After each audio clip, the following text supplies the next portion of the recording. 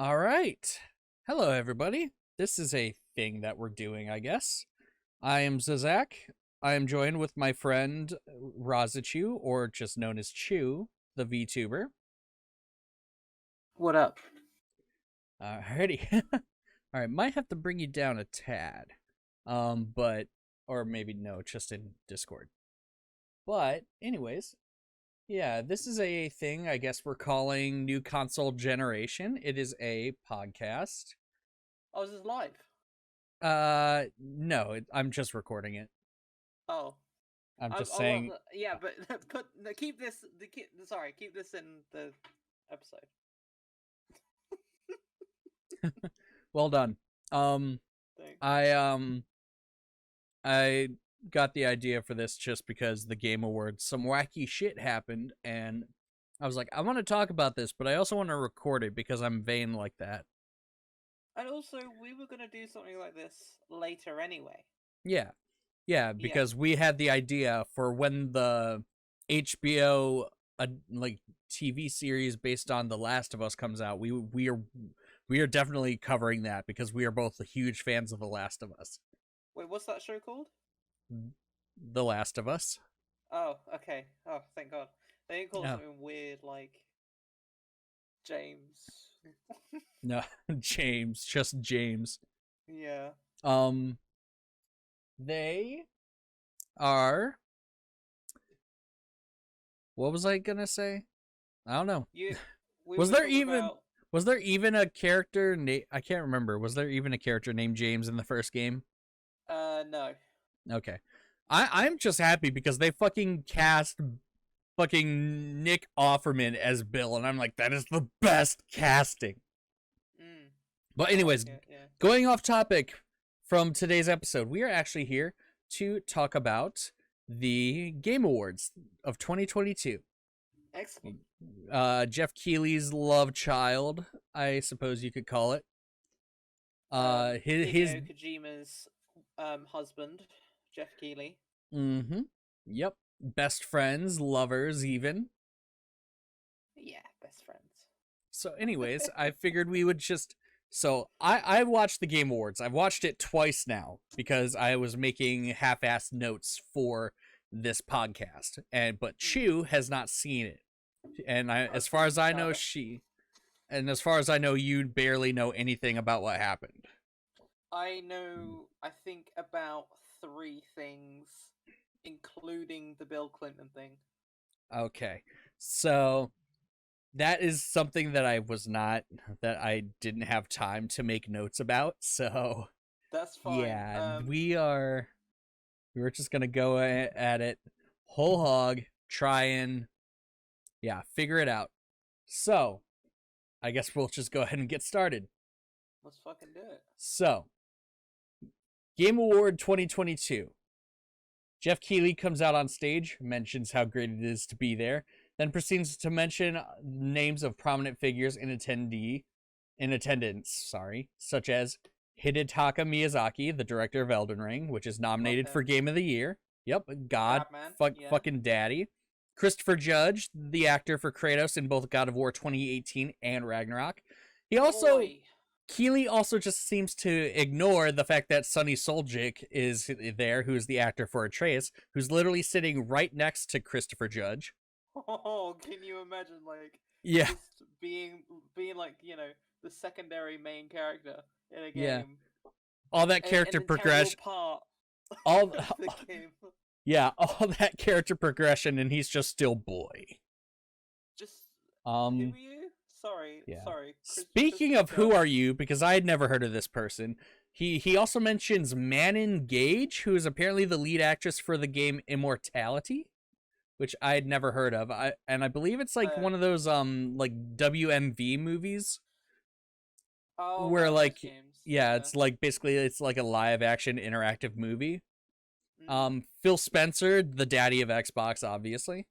He's got to be there. Yeah. Doug Bowser, the CEO of Nintendo of America, was also there. Joseph Fares was also there, who is the past winner of the Game Awards. He's the founder of Hazelight Studio, the team that made A Way Out and It Takes Two.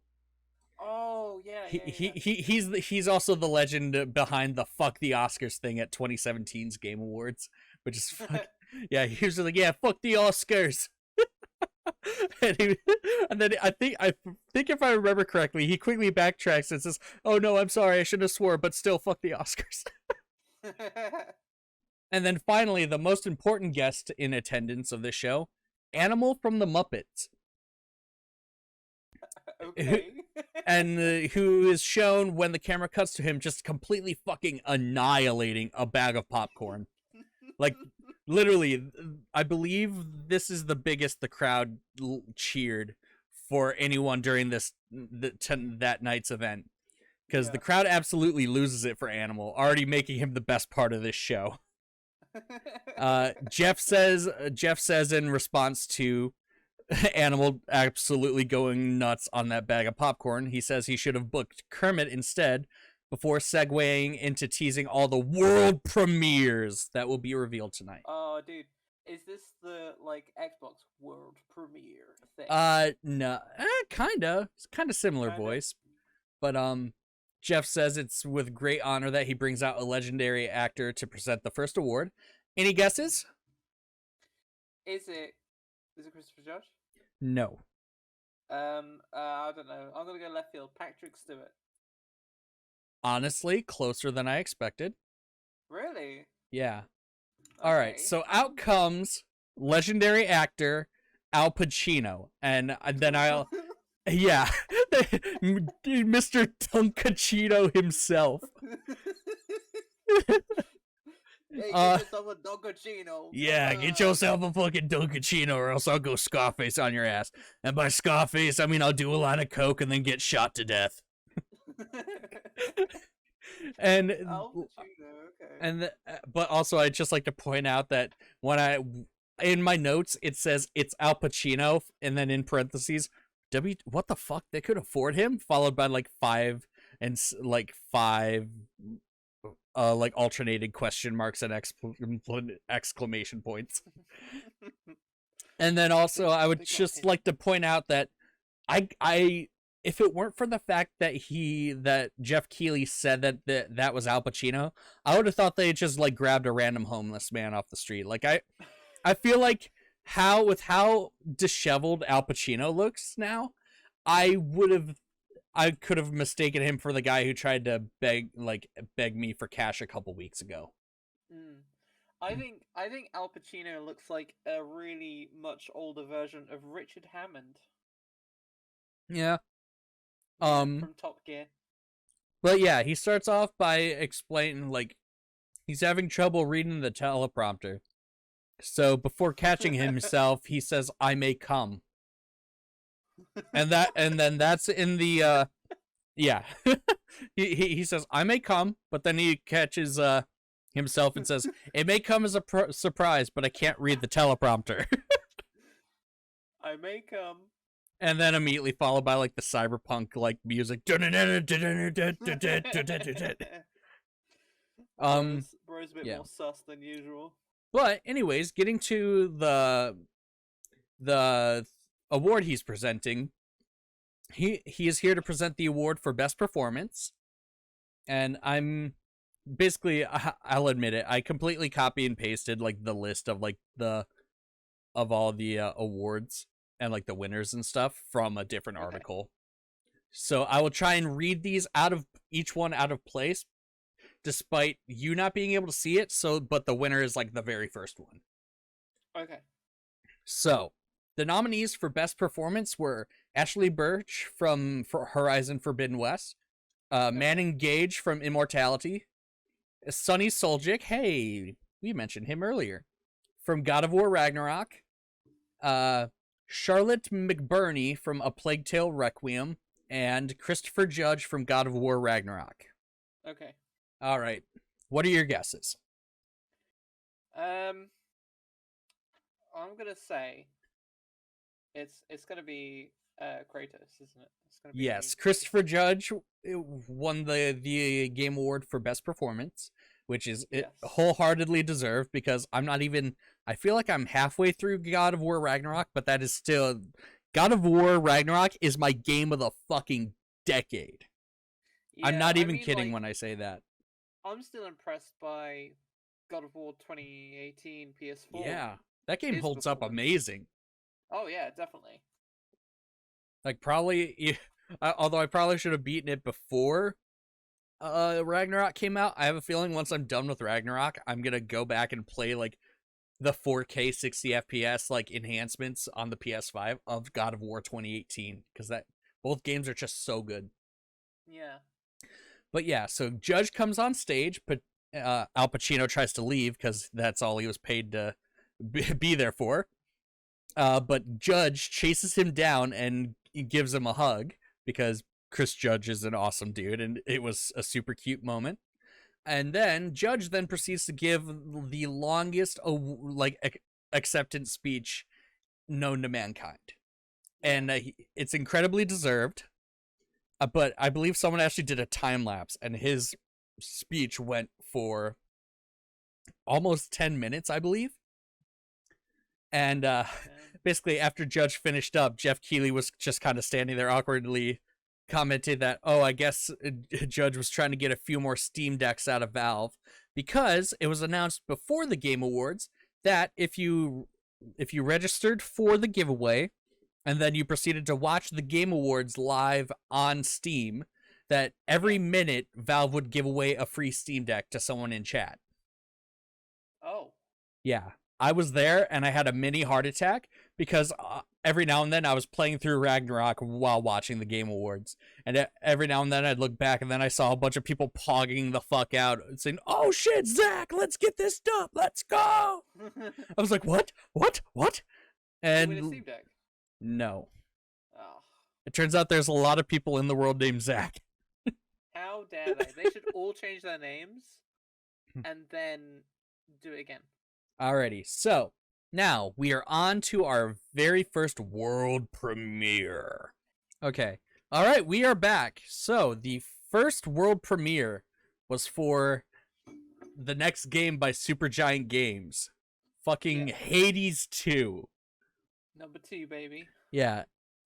Hades, the first Hades was one of those games for a long time. You know that one meme where it's like The Office where it's like, oh, I love Hades. Would love to play it one day. That's literally me. I literally just bought the game on sale on Switch today. I cannot wait to start playing it because, oh my god, the gameplay, like, the art style just looks so amazing, and I feel even more incentivized to play it now that they've announced a sequel. As someone who has played Hades, this looks fucking cool. This looks like more Hades, Yeah. which is good. The first Hades has amazing artwork anyway. It has amazing voice actors and it has great humor. And the gameplay is so silky.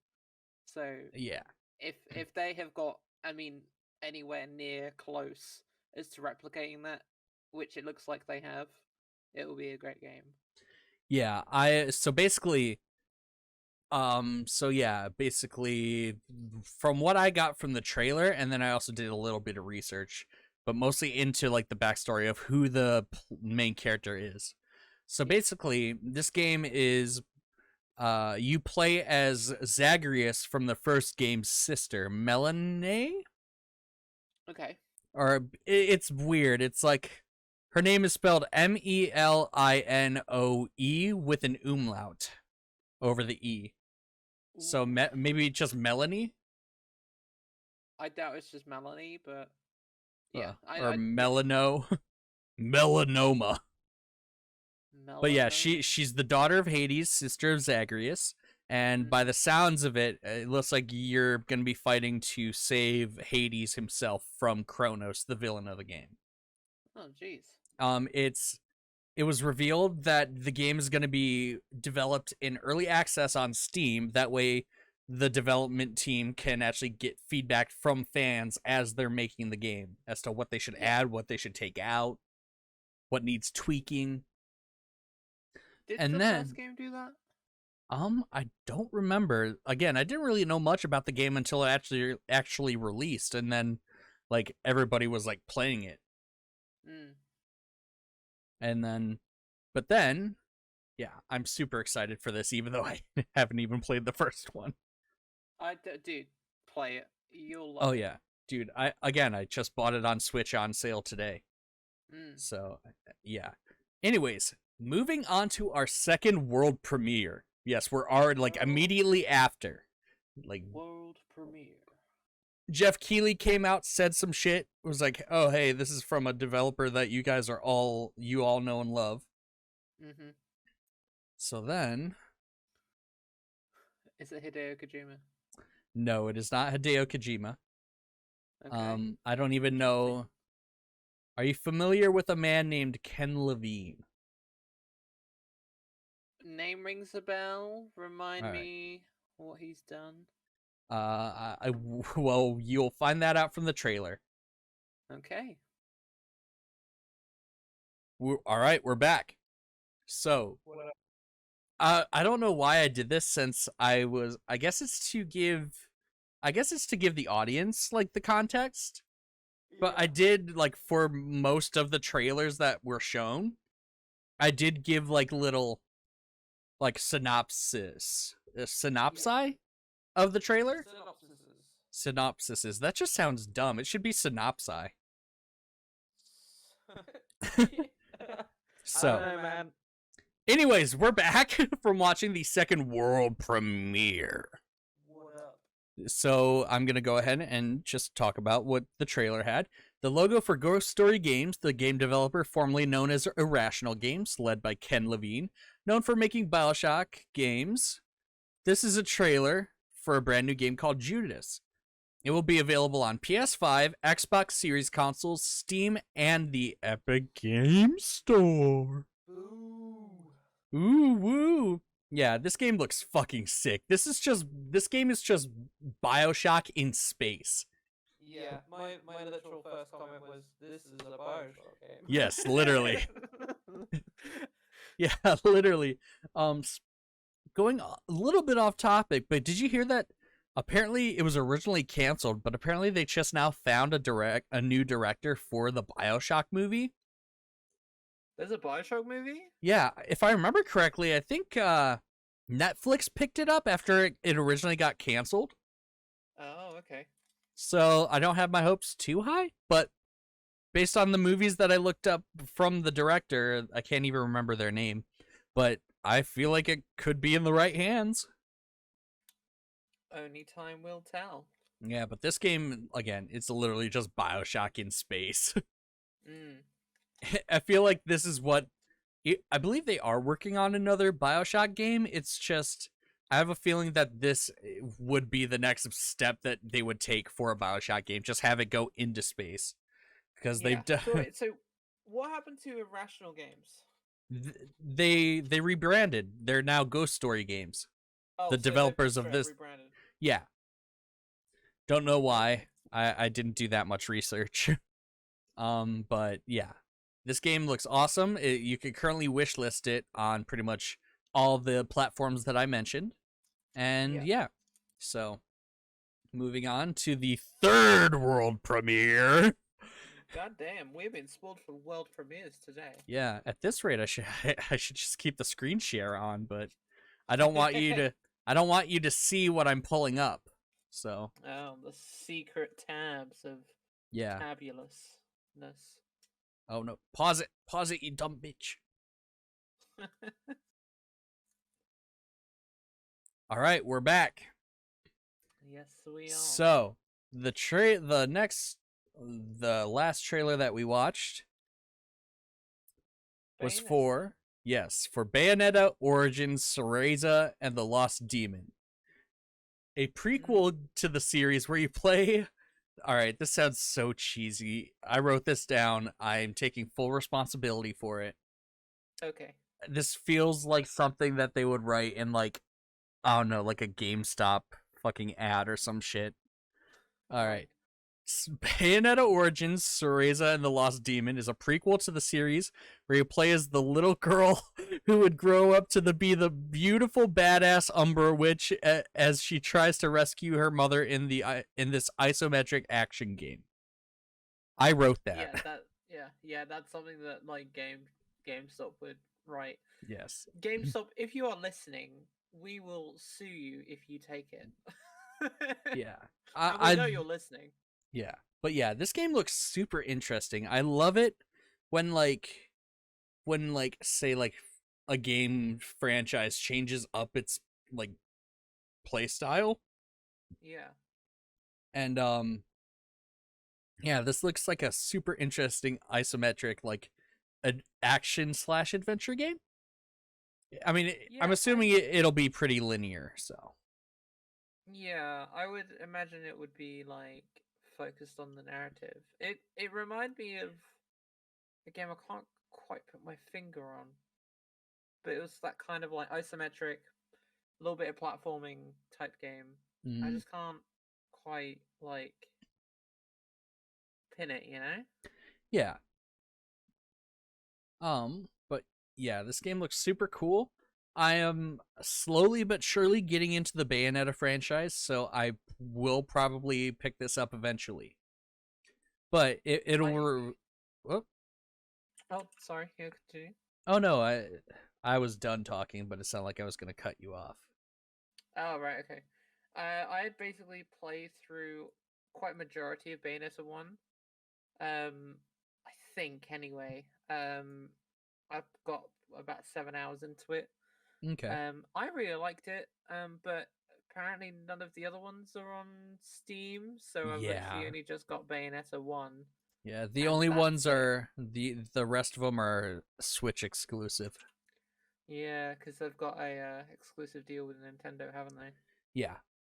But Which is anyways, like, Nintendo, catch up with the times, please. yeah, but anyways, Bayonetta Origins: Cereza and the Lost Daemon is set to release exclusively for the Nintendo Switch. I know, to your chagrin. Mm-hmm. March 17th, 2023. And again, this is a really cool looking game. I love the art style too. Like Yeah. that cell shading. It reminds me of Okami. Yes. Yes. And I think Kamiya, like Hideki Kamiya, also worked on Okami as well, I think. Somebody will obviously fact check me if they hear this, even though nobody watches my channel. But yeah, so somebody will find me and hear that and be like, "You fucking idiot! It was obviously your mom that directed this Okami." Can you imagine just Hmm. getting that kind of comment? You're like, what? What did Yeah. I do to What? deserve What? this? What? What? Oh, you British? know, you get some amazing, amazing comments that just have nothing to do with what you've made at all. Just Yeah. throwing that out there. You can make anything you want, and someone will make a comment, and Oh it's yeah. completely unrelated, or they just don't get it. Yeah, that reminds me of this one time where I was playing VR chat and I was like doing like some like live guitar covers and stuff Yeah. and some guy ran up and yelled, "Yo, shut the fuck up with that anime theme song music." And I was like, "This is literally Coheed and Cambria. How dare you, you ignorant swine." I was playing a live cover of The Dark Sentencer by Coheed and Cambria, and he called it anime music. And I was just like, I don't know whether to be offended or be like, yeah, I guess. Sounds kind of cool. I'd love if Coheed and Cambria had like their music as anime theme songs. That'd be epic. Mm. And oh wow, this is actually a perfect segue too. Um because our next thing, I don't know if you would like to watch this or not. It's a really cool performance, but basically the composer for God of War Ragnarok, Bear McCreary, and the singer Hosier perform a song from the game titled Blood Upon the Snow live, and it's a very beautiful performance. I wasn't sure if you'd want to Yeah. watch that or not, or Out of the interest of time, for me personally, let's just say, let's keep going. okay. So then after that amazing performance, which I will definitely link you later though. Mm-hmm. So after their words, one of the stars of the Knives Out sequel Glass Onion, which is apparently coming out on Netflix, Yeah. she comes out, Jessica Hennick, she comes out and says there's a murder in the crowd. The camera then starts cutting to various people in attendance. along with a sharp piano sting each time the camera cuts to somebody, until it finally ends up cutting to Mr. My Body is Reggie himself, Reggie Fils-Aimé. Oh my god, the god himself. He, The he, he, lord of video games. he did look pretty sus, though. Did he? To be honest, yeah. He was like To be shifting. fair, He was like shifting Reggie, his eyes around and stuff when the camera cut to him. He was like, "Oh, Reggie is always up to something, you yeah, know. And then, so, like, Reggie in his classic Regginess, of course he murdered someone, because yeah." he would do, and you can see it on his face, you know, he's shifting his eyes about and stuff, you know. But as soon as the police come up, they've got the handcuffs, they've got the evidence, you know, Phoenix Wright is not there to defense lawyer him up, so he's done for, and all Oh he yeah, says is, "I'm sorry, I've got to go to play Animal Crossing New Leaf on my Nintendo 3DS," and then he just leaves and gets away with it. You know, yeah, that's what Reggie does. yeah. That's just how he is. That's his nature as Yeah, a human. yeah, At least we exactly. think he's human. We may never know. Yeah. Science may never give us that. But Um, anyway, the moving answer. on. So Yes. Jessica Hennick then says that, well, like she says, she's like, oh, she tried like backtracking and saying, oh, I'm just kidding. Although statistically, there is the possibility that there are a few murders in here. Yeah, Wow, way yeah, to bring down the yeah. tone. But then she quickly tries to segue into saying that she then introduces another star of the film and the director of the film, Daniel Craig and Ryan Johnson, on the giant like world premiere screen to Yeah. reveal that a skin is based on Daniel Craig's character's suit in Glass Onion will be available in Among Us. I'm Among Us. I'm not kidding. Okay, I fully expecting you to say Fortnite. no, Among Us. Like, Among Us. yeah, Daniel Craig's suit from Glass Onion, the Knives Out sequel, will be in the video game Among Us. Isn't it just a tuxedo? It's a very flamboyant tuxedo. Okay. Yeah, I will Alright. like send you a picture of it here in a moment, maybe while the next Legit, trailer is like, running. fully expecting you to say Fortnite, and I've been like, yeah, no, I can see that, you know. Um, They put Tom Holland in it twice. They put Tom Holland twice in Fortnite. yeah. So you can play as Tom Holland Spider-Man with his mask off, Mm-hmm. and you can play as Tom Holland Nathan Drake in Fortnite. But then Hennick is also out there to present the award for best debut indie game. Oh yeah. And the nominees for best debut indie are Vampire Survivors, Norco, Okay. Tunic, Neon White, and Stray. I feel like this Stray's one. won that. Yep, I feel like that was obvious because Stray, of course, won. Stray is Yeah. amazing. I love that game. I've not played it, but like It's so many really good. people swear by it, and it's like, okay, it's one. Oh fuck, my thing went fucky wucky on me. Hold on, let me fix my mic. Anyways, yeah, it's son of a bitch microphone. Fuck you. Anyways, yes. Stray, I have a really cute story from when I was playing Stray. Basically, I had brought over my PS5 to my sister's apartment, and she has two cats, but she had just adopted one because her boyfriend found a stray kitten, like a little tiny baby, like on the side of the road, and he was like, "You're mine now." But I came over with my PS5 specifically because I wanted to see if she would react at all to the cats on the screen. And also, if you're playing the PS5 version, like so there's a dedicated meow button. So, and Yeah. anytime you would meow or any other type of sound would happen, it would play through the controller speaker. And oh my god, she literally, like, she heard the cat meowing from the controller, and she was like sniffing it, like putting her paws on it, trying to get at the cat inside the controller. It was That so is cute. mega cute. Yeah, Stray definitely deserves this award. It was so fun. It was such a cute game. I've yet to play it. I have yet to play it, but I've seen like screenshots, and it seems like a really nice Ye- game.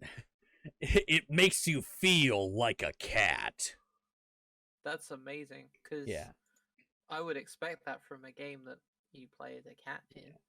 I'm also going to get a lot of hate for this next one, but basically, a new trailer for the new Destiny 2 expansion, Lightfall, was shown. I do Yeah. not give a shit about Destiny 2 at all, so I didn't bother getting the link for it. What was I trying to say? Basically, I did manage to care enough to put that it will be due to launch in February of next year. That's all you get. Okay. The only thing I know about Destiny 2 anyway is that I watched the I Hate Everything Destiny videos. Yeah. That's all of the Destiny exposure that I can get, and also I think that, sorry Destiny fans, but your DLC, it's got stupid names.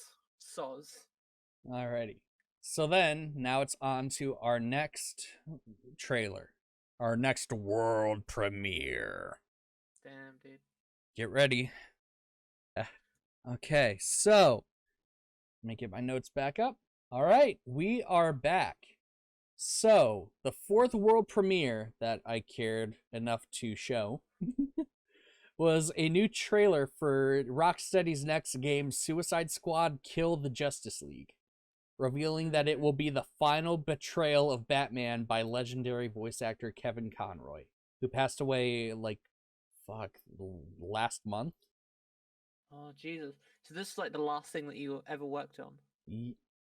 That's what we assume, yes. But this is like his Yeah. last confirmed portrayal of Batman. Yeah. Oh, he's Kevin, got such a legendary Batman voice. yeah, like he is like, I'm even counting live action. Kevin Conroy is my favorite Batman. Yeah. Yeah, because he's just got, oh my god. He's got a great. It's like Frank Welker, right? Yeah, Just iconic, great voice. yeah. And Kevin Conroy was also, I believe he was like one of the first openly gay voice actors. Really? He was Yeah. gay? Yes. Funny Oh. thing about that is I actually found out about that like last year. I was like, what? Oh damn. Again. But like, yeah, so yeah, it's I like the atmosphere of it. So yeah. there's the side from the Suicide Squad. They're obviously joking around with each other, Hmm. and then like we've played Arkham games, and we were Batman, right? And we Yeah. used the shadows to our advantage, took out enemies, that kind of thing. I love the fact that they actually played with like the fear that other people have in Batman, because I was like, Hmm. whoa, Batman, like, whoa, where? Oh my god, like that's actually scary Yeah. because he like swoops down and he grabs this guy and he flies Yeah. up into the sky and you hear him scream, but Yeah. there's no Batman. Where's Batman? You know? Hmm. And And then you it's got you got the fucking Sharky guys like you. yeah. Yeah, who I would also like to point out, by the way, that King Shark is in this game is actually voiced by professional wrestler and just professional badass in general, Samoa Joe. Okay.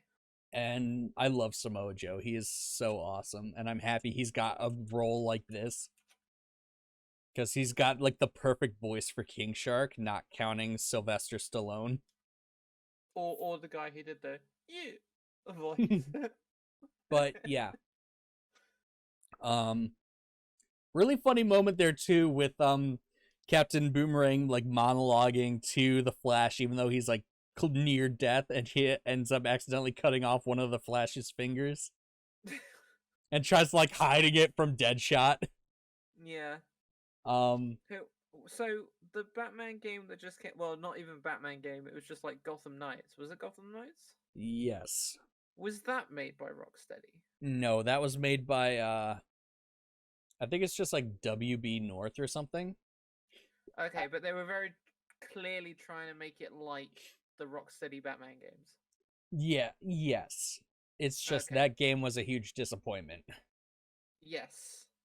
But if you'd like, I would also like to give like basically a bit of a story synopsis Okay. to this game. So basically, Earth is being invaded by Brainiac, and Mhm. he has taken control of the minds of the Justice League. So that's why the game is called Suicide Squad: Kill the Justice League. Okay, so they're It's not just doing it for the memes. yeah, no. So Batman just straight up killed a man, but he was possessed. That's why. Okay. Like he's being mind controlled by Brainiac. So that's why you literally hear the dude's like bones and shit crunching. Because that was just a straight up an Arkham security guard. Yeah. Not like some thug, criminal, or corrupt cop. That was just a dude probably not getting paid enough to work at Arkham. Yeah. All right. So yeah. I'm really excited for this game. I really hope it lives up to the hype. It most likely will because it's Rocksteady. And Yeah. even when they put out a mediocre game, like some people would call Arkham Knight mediocre, but still, it's a really really good game. Oh, I loved Arkham Knight. Yeah. Like I've played through all three of the Batman, like the main Arkham Batman games. I didn't play the prequel one, but I played through all three of the main ones. And dude, I loved every single one because they just built on what was essentially a great game anyway. And I know people didn't like the Batmobile, but I like at the time when I was playing it, I was like, "Oh my god, I'm Batman and I get to drive the Batmobile." Yeah. So yeah, Arkham Knight actually has like one of my it might be my favorite little like hidden foreshadowing detail at the start oh of the yeah, game, because like at the start of the game when you go into the clock tower and then you come back out and you start talking to, I think it's either Barbara or Jim. yeah. But literally normally people just focus on the little hologram screen, but if you actually take the camera and move it, you can actually see Man Bat flying around near like the abandoned movie theater that's like one of your bases or whatever. Whoa, that's Yeah. cool. And you can like see it flying around, and then he like does like a dive bomb to like go out of view. And it's just like one of my favorite bits of foreshadowing to a villain in any video game. Yeah. Damn, that's really cool. I didn't even notice that. Yeah. I could send you like a quick clip later on, but anyways, I would Yeah. like to move on to the next award. This next award is for best adaptation. Okay. So, the nominees are, oh man, I can't help but laugh reading the first one. The Uncharted movie starring Tom Holland. No, okay. No. Okay. I haven't even seen it, and I know. No. Stop.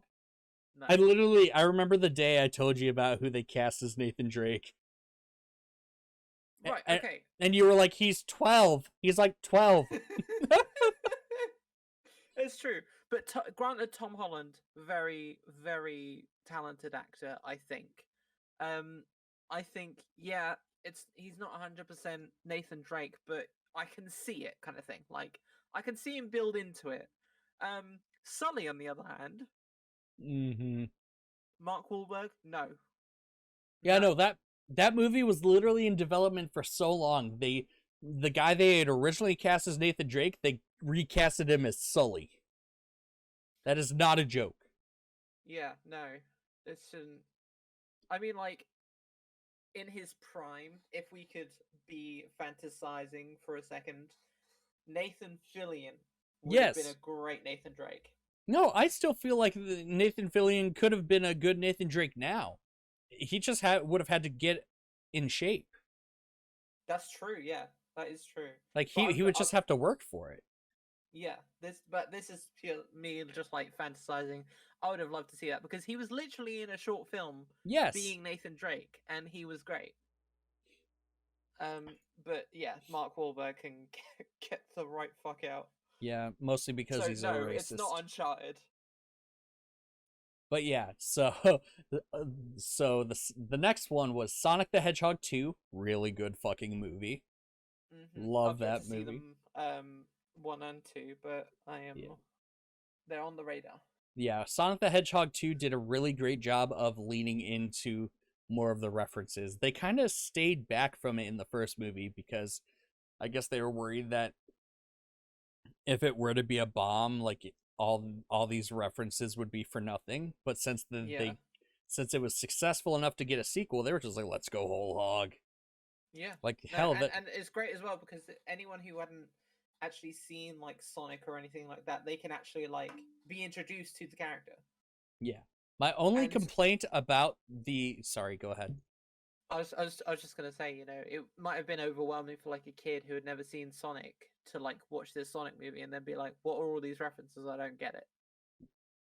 My only complaint about the second movie and the first one, but especially the second, is they still lean too far in on the live action characters when we're really only here to see Sonic and Tails and Knuckles and stuff. Yeah. But anyways, yeah, Sonic the Hedgehog 2, really good movie. Uh Hmm. the next nominee is the Cuphead show, which was a Netflix show that released this year. I've heard very good things. Yes, it's very cute. It does a really good job at keeping in line with the art style of the game. Yeah. And Very classic Disney type. the net and then the next one, the second to last nominee was Arcane, Oh, it's won. It's won it. That's won it. and then the final nominee was Cyberpunk Edge Runners. Yeah, I'm sorry. I've never Arcane's won it. I've never like I'm not even a father, but I never want to see my children fight. I was really upset that these last two were competing against each other. Yes. But still, it's one of those things where like I can't pick a favorite child, but I still know who my favorite is. And Yeah. that's why I was so happy when Arcane won. It was the most Yeah. obvious choice. Hands down, Arcane is beautiful. I don't even like when I This is watched it for the first time. I yeah. knew nothing about League of Legends, and I fucking loved it. Yeah. I literally despise League of Legends, mostly because of the toxic community. Yeah. But I'm also just not a fan of those types of games. Like I don't like the top down MOBAs. Yeah. yeah, I don't like MOBAs. The the only complaint I have about Arcane is someone who doesn't really know anything about League of Legends. I've played a lot of Dota, so I knew what it was, kind of thing. But the only complaint I would have about the show is that you can definitely tell who is a champion and who isn't a champion. Yeah. Definitely, like it's fine. I can look past that because again, it's an amazing show. But you can tell who is like a character in the game and who is someone else. You know. Yeah. But yeah, Arcane, I cannot wait for season 2. Mm, Um agreed. it's like I it's one of those things where it's like, yeah, this show's amazing, but still won't let me still won't get me to play the games. I have played it since. Not terrible. Um, it controls nicely. It's a little bit of fun. Yeah. I've only played casual and I've only played for about 5 hours. Yeah. So I mean it I guess the one thing I can admire about the game is the fact that it's old enough so that it can run on a toaster.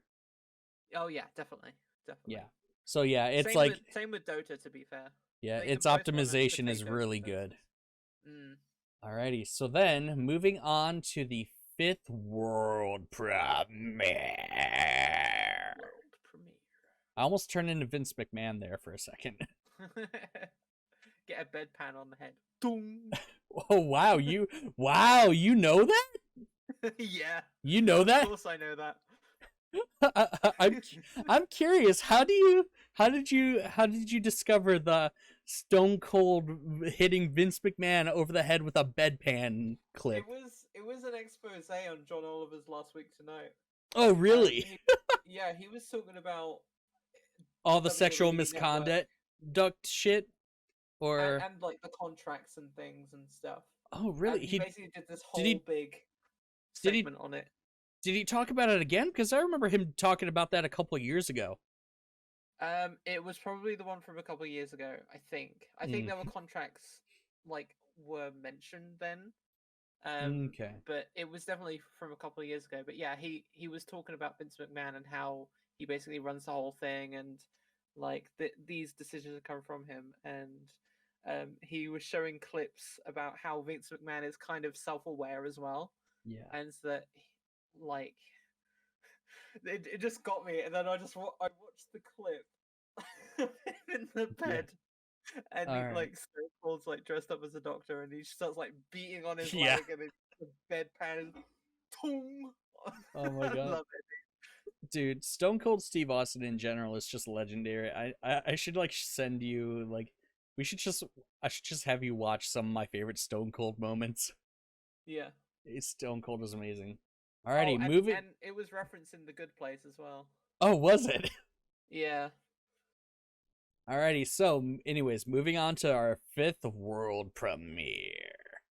No, now I should just announce this one as like Vince McMahon.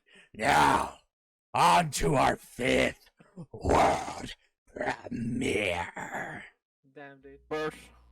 Alrighty, we are back. So this was a huge trailer. Like, when I watched the Game Awards live, the crowd went fucking nuts. Obviously, by my reaction from when we watched it together, I wasn't really paying much attention because I was playing God of War, obviously. But yeah, Star Wars Jedi Survivor, the sequel to Jedi Fallen Order.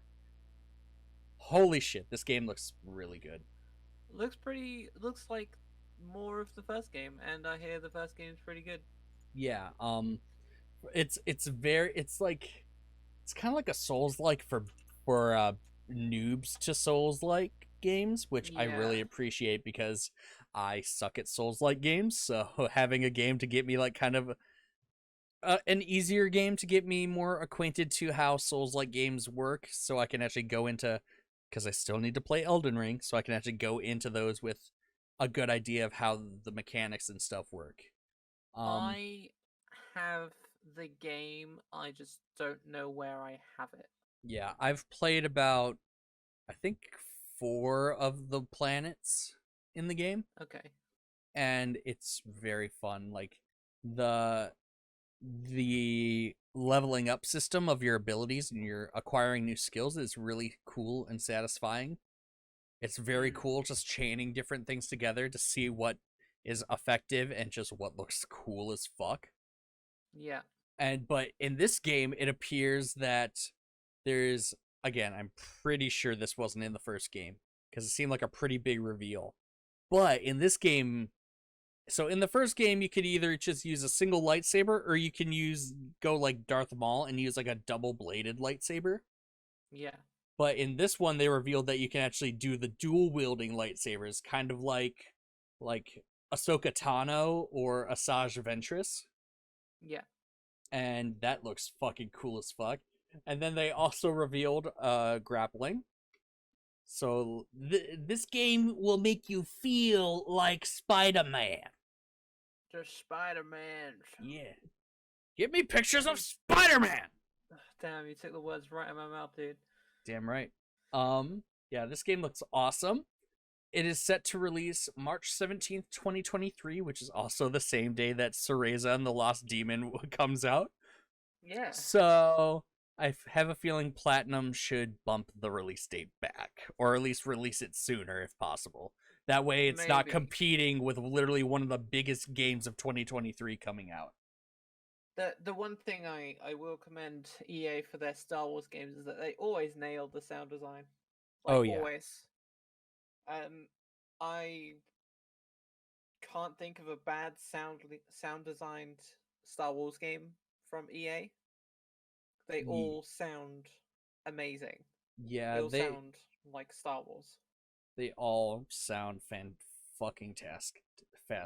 Bleh. If I could say it, fan-fucking-tastic. So yeah, that is Star Wars Jedi Survivor. I'm really excited for this game. I believe we shall move on to our 6th world premiere. Damn, how many worlds are there? I don't know.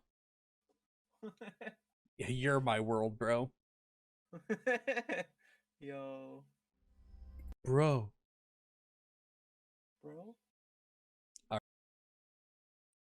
Alrighty, we are back. So that was the 6th world premiere. So this was for a new game by the creators of Celeste called Earthblade. And this game looks fucking beautiful. I love the pixel art style. It's got a great aesthetic. I've never played the first Celeste. Again, it's like that. Again, it's like I keep referencing this fucking Office meme. It's like I love Celeste. Would love to play it one day.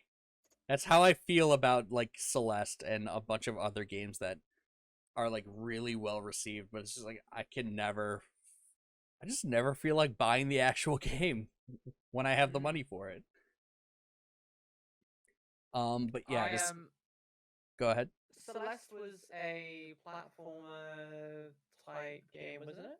Yeah, it was like one of those ones that was kind of notorious for getting really difficult. Yeah. I've But never like been like 100% a fan of those types of games, really. Like I've never really played many of them. But they seem pretty cool. And isn't Celeste the one with the good speedrunning community and the devs are really into with them, or am I thinking of a different 2D yes, platform game? I think it does have a really like big yeah, I believe it does have a really big speedrunning community. Like Yeah, I think it is. Yeah, because I remember seeing a speed run of it, and the person doing the commentary on it was basically saying, "Oh, we found a bunch of these glitches in the game that help us like do really complex movement mechanics." yeah. And when the devs patched it out, and the speedrun community were like, "Hey, actually, we really enjoyed that mechanic. Like, we enjoyed the bug kind of thing." They were like, "Oh, okay, cool. We'll just Yeah. revert it then." Yeah, like I love it when like devs like it usually are indie devs that are like super receptive and they're like, "Oh, you don't like this thing? Okay, cool. We don't like that we took this thing out. Okay, we'll go ahead and put it back in because you're the ones buying the games." Yeah. Yeah, it's like And like the speedrunner, I think explained that it's not usually something that a regular player would come across anyway, so it made no difference if it was in there, kind of thing. okay. So I think that's why they were so receptive in putting it back in. I could be wrong. I could be slightly misremembering it, but I feel like it was something along those lines. Alrighty. So yeah. All right. So and Earthblade is set to release in 2024. So I believe that is the first game that has been shown so far that instead of being set to release next year, it's the year after. Yeah. And then following and now moving on. So, have you seen the most recent Dune movie? No. It's really good. Okay. And I've also seen the original, like the first adaptation in the '80s, which is still really cheesy, but pretty much Yeah. the new movie is like super accurate to both the book and the original movie. Okay. But the reason I mentioned Dune is because well shit. Uh there's a video game, I believe it's an MMORPG. Yes, called Dune Awakening. Uh where'd it go? Where'd it go? Yeah, Dune Awakening, an open world survival MMO based on the Dune franchise. They revealed its first pre-alpha footage. So this is like this game is basically still like a growing fetus right now. Yeah. And yeah, it looks like a game based on Dune, that's for sure. That's all I'll say about it. Okay. This is one of those ones where it's like I guess that could also be taken as an insult because it just looks like a barren desert with occasional vehicles, weapons, and giant sandworms. Yeah. But yeah, then again, it is in pre-alpha. It looks promising, but I won't go into showing you any of that. And then followed by that is a trailer announcing the PS5 demo for the upcoming game Forspoken. That is a game that has had a whole mix of reception based on trailers that have come out. Because there was, I believe it had some sort of, it was getting a lot of shit because one of the trailers was doing that thing where it's like, so you're telling me I woke up in this fantasy world with a talking bracelet on my arm and shit like that. It was like being very condescending about the plot. Yeah. And yeah, lots of people were shitting on it because it reminded everybody. Do you remember the Mighty Number 9 trailer? Where it was like, it'll leave you crying like a anime fan on prom night. Or something like that. Jesus. Completely insulting the audience that the game was designed for. Or the game Yeah. was made for. Yeah, just completely missing the point. But yeah, so Forspoken, honestly, I'm not very interested in this game. Just because it looked like one of those like Unreal Tech demos where people were like, oh fuck, I guess we need to make this a game now, so Yeah. I don't know. I'll probably check it out if I like some reviews from like YouTubers or something that I follow and I actually agree with their opinions most of the time. I'll probably check it out if it's received well by them. But other than that, this is probably going to be a skip for me. Yeah, that's fine. But I will tell you, we are about to get into something that will not be a skip for me, even though I haven't played the first game. I'm working on it. All right, we'll be right back. Excellent. Alrighty, we are back. So first off, I would just like to point out that my only notes for this one was just simply Death Stranding 2. What the fuck? Like, holy shit. I knew that we were probably going to get another Kojima game soon. I just wasn't expecting it to be an actual sequel to Death Stranding. Yeah. Like, a thing got leaked. Like, some really weird, like, footage got leaked of the next Kojima Productions game. And it seemed to be like a smaller scale spin-off of Death Stranding, where it seemed like you played as Mama from the first game. Right. But it turns out that footage was actually, I'm pretty sure that was Fragile in this trailer that it focused on the most. Okay. And, yeah, it looks like this game is either going to center around Fragile, maybe you'll even play as her. And also I feel like they got kind of late. I mean, I guess that's kind of how it works, but it looks like they just took the same exact model for Norman Reedus and just changed the color of like the texture color of his hair to like a gray to make him look like an old man. And it doesn't really work because he still looks young. Yeah, he still looks like Norman Reedus from the first game. Yeah, even though But Norman again, Reedus, that's what an addiction to Monster Energy does to you, you know? Yeah, the true villain, the true villain of Death Stranding 2. The guy that the villain that Troy Baker plays, he's gonna take off the mask in the game and it's just gonna be a can of Monster Energy underneath.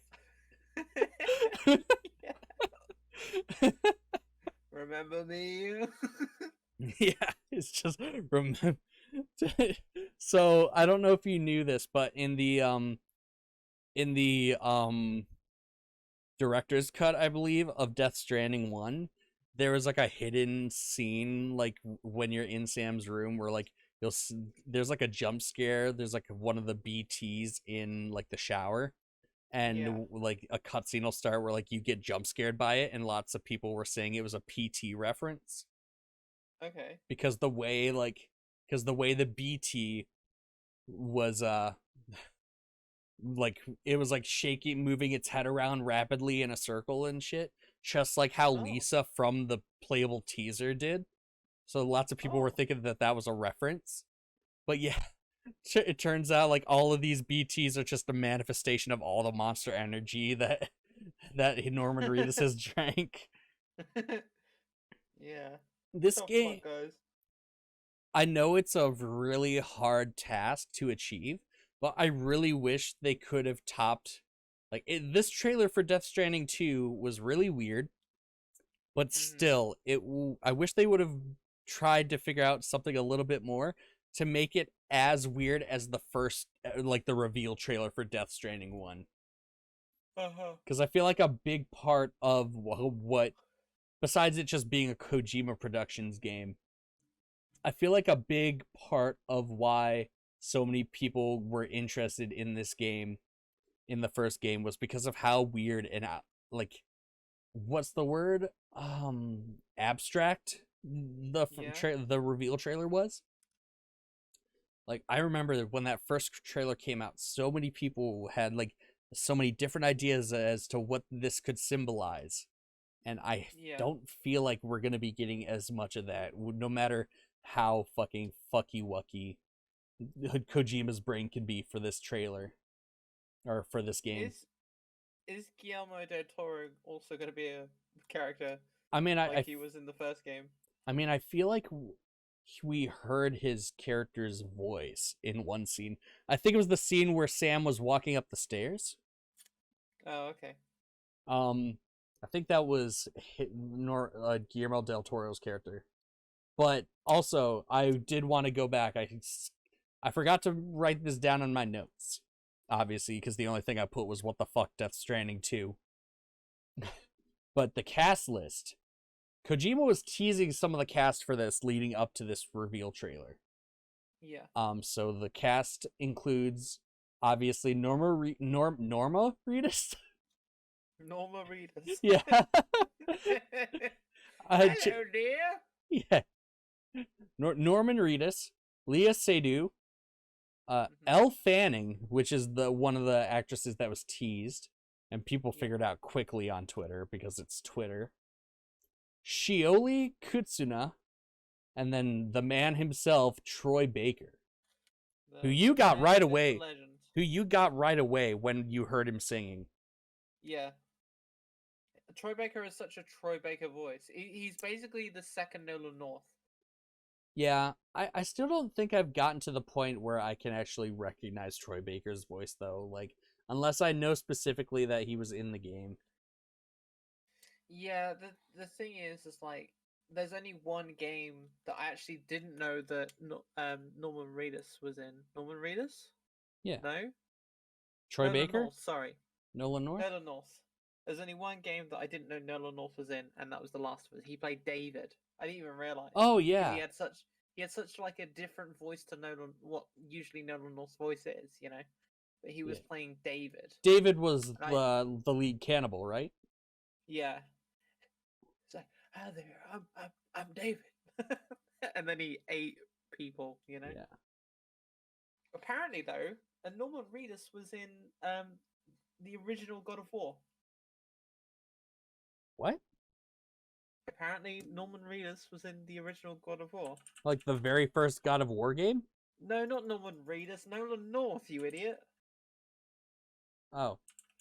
I keep You I keep keep you getting them keep mixed up. Well, you call me an idiot, but you're the one making the mistake.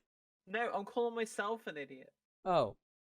Yeah. Well, no, you just said you idiot when I'm asking the question. No, sorry. That was directed at me because I said Norman Reedus, and I went, "No, it's Nolan North, you idiot." This is what I put up with every day, by the way. No, you misunderstand. Okay. So he was That's in what the abuser always says. Norman Reedus. No, Nolan North was Hades, Greek soldier, and fisherman in God of War. Ah, yes, the iconic Mm. fisherman. He he was also apparently in one of the Yakuza games. Hmm. Like I think one of the original ones before they got remastered. Literally, the last thing I know that Nolan North was in was he had a cameo in the Uncharted movie. He did? Yes, he has like it's just him on the beach when like little fucking pretty boy dumbass Tom Holland Nathan Drake rolls up on shore after like I think it's like the scene that I think it was from Uncharted 3 with like Right. everything falling out of the airplane. Yeah. Yeah, I think it's after that scene and he's like, "Oh, hey." And then bye. He was just like getting a tan on the beach, reading a magazine or something. He's like, "Oh hey, this Oh, is like people who've never played the games will have no idea who the fuck I am. Bye." yeah. But yeah, Makes me wonder. Speaking of like cameos in video game movies, how Charles Martinet is going to be cameoed in the Mario movie. yeah. I believe. Oh yeah, that's something I forgot to put in here. I think because yeah, Oh yeah. we will watch the first full clip of the Mario movie because they Okay. revealed it in during the Game Awards. Also, Nolan North was Penguin in the Batman Arkham games. Yes. Oh my god. Yeah, he doesn't have his voice isn't really that noticeable though. Mm. Okay, so yeah, Death Stranding 2, big announcement. I don't think any other announcement tonight. I could be wrong. I don't think any other announcement tops this one. Yeah. But yeah. No fucking clue when this game is gonna come out though. My theory is 2028. 2028. Yeah. Between that's gonna be my ballpark estimate between now and 2028. Because By I know then, because I know how Kojima rules. and by then, Monster Energy would have gained a monopoly over the entire world and will rule the world at that point. Yeah. And they have to send Norman Reedus out to drink it all so Yeah. they can go away.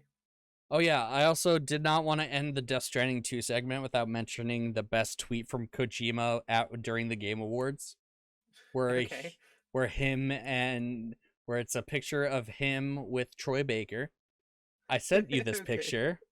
You did, yeah. And it's a so I sent Shu a screenshot of this tweet from Kojima saying, "I met Troy Baker. He sold me some weed." Well, I can't remember the full line or like the full tweet. It's very hard to get in Japan or something. It's very hard to get here. It's very hard to get in Japan. I'm gonna just because I want historical accuracy. If my phone will load, I will pull it up. Uh, That's so oh my god, funny. I fucking Troy Baker does look like someone who would sell you weed. dude, I would love it if fucking Troy Baker just like just walk up to Troy Baker on the street. He's like, "Hey man, you holding?" It explains his name. Yeah. He is the Troy who gets you baked. He is the Troy Baker. Okay, no. Okay, so the tweet literally says simply with Troy, period, and then it looks like he hit space, like he was starting another paragraph. It said Yeah. he sold me some weed, period, and then hard to get in Japan. And Kojima's like making a duck face while giving a thumbs up, while Troy Baker's just looking super cool in like one of his like Troy Baker might be the only dude who could make these. I think it's not a trilby. I don't know the name of this hat, but it looks like the top looks like a trilby, but the rim around it kind of looks like a cowboy hat. Troy Yeah. Baker is the only man who could possibly make that look cool. Oh yeah, he's the only one who could wear a hat like that. Anyways, moving on. So every single other trailer from here on in is just going to be completely underwhelming after Death Stranding. But anyways, the next trailer was for a cinematic trailer for a new game called Immortals of Avium, showing Okay. and we're not going to watch this one, but I just want to say it's got a really cool looking mix of fantasy and sci-fi elements. Like it's all supposed to be like it's a set in like a fantasy world, but it's still got this kind of think of like the Sheikah technology in Breath of the Wild. It's got like a really cool like it looks like they're using some form of technology, but it's still got that magical element to it. Yeah. But yeah, that's a game that's set to release next year. And then we move on to the next award. So this award is for the best narrative. Okay. So The nominees for Best Narrative are Immortality, which we talked about with that one actress, Yep. Horizon Forbidden West, A Plague Tale Requiem, Mm-hmm. Elden Ring, and God of War Ragnarok. It's between the last two. I know that for a fact. It's always between the last two. Yeah. Go out on a limb. I'd say best narrative, so I'm going to assume it's more of a narrative-focused game. So Yeah, I'm so going to basically say the it's God story of War. itself. Yeah. Right on the money. God of Okay, War cool. Ragnarok. And again, I am almost done with God of War Ragnarok, and I completely agree with that. Yes. Alrighty, and then it is time for our 8th world premiere. Peggy 6. Alrighty, we are back. So, this world premiere was for the gameplay reveal for Tekken 8. And Yeah. I am still like one of those people that are trying to get into fighting games. Like, I've been playing a little bit more Guilty Gear than I have been lately. Like, kind of the one that's been helping me get more into fighting games lately is probably Dragon Ball Fighters. So, Yeah. but I have Tekken 7. I play it every now and then online, and I get my ass handed to me, but it's still fun. And also, I mostly play that game for because of the fact that Negan from The Walking Dead is a DLC character. Mm-hmm. And yeah, it's Tekken. So there's not really much I could say because I'm not a fan of like fighting games, but I'm getting there. And the fact that, again, it's just, I don't know what I'm trying to say. It's Tekken. It's a fighting game. I will likely play it. I love how anime it was, like, mother, Yeah. I'm still too weak. The fact I love that shit. the fact that during the trailer we see that shot of like Jin's mom, and I'm just like, mommy, and then we see the child's hand reach up from first person. Oh, she's a literal mommy. Yeah. Yeah. They did not give a release date, but we were also talking about this where it was. You commented on the tagline for this game, "Fist meets fate," and I did, yes. and I mentioned how it's like, I like it. I think that's a badass fucking tagline, but I also just like stupid shit, so that's probably why. Fist meets fate. Alrighty, and then the next one, the next award. First of all, I would like to mention that this next award was presented by the co-founders of Sierra Games, Mm-hmm. who are known for like the King's Quest games and stuff like that. All those like point and click fantasy RPGs and stuff or whatever, point and click adventure games. They are presenting the award for Games for Impact, and this is a brand new award for the Game Awards that was introduced this year. And basically, I have a little description written down for this. So, the Games for Impact category, as defined by the Game Awards founder Jeff Keighley, is that it recognizes a thought-provoking game with a profound pro-social meaning. Okay. So I guess it's just one of those games. It's about for games that are supposed to get you thinking and maybe start interacting with the outside world more. So, or like just have some sort of meaning to you. So No. Okay. basically, I had the thought of just like this award is dedicated to games that make you want to go out and touch grass. Anyways, so that make you less of a virgin. I have literally never heard of any of the games that were nominated. Okay. So the nominees are I Was a Teenage Exocolonist by Northway Games. Okay. Hindsight by Team Hindsight / Annapurna. Endling Extinction is Forever by Hero Beat Studios. Citizen Sleeper by Jump Over the Age. A Memoir Blue by Cloisters Interactive, and then finally As Dusk Falls by Interior Night. Right. I literally have zero opinions on any of these games, and I hate to say that. I've not heard any of them. But the winner for games, the winner of the Games for Impact Award goes to As Dusk Falls. So congratulations to them. Good job, guys. I believe this is a French studio because the one who accepted the award, she had a very thick accent, and it's just seeing her. She literally, I believe if I remember correctly, she said that she forgot her notes mostly because she thought she wasn't gonna, like, her team wasn't gonna win. So she basically made up her acceptance speech right on the spot, and she did a really good job, even though you could tell she was nervous. Oh, nice. Yeah. I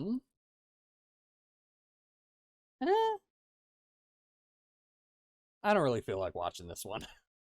No? So, basically, this is a new trailer for Baldur's Gate 3 that was shown, revealing that the game is set to release in August of next year. Right.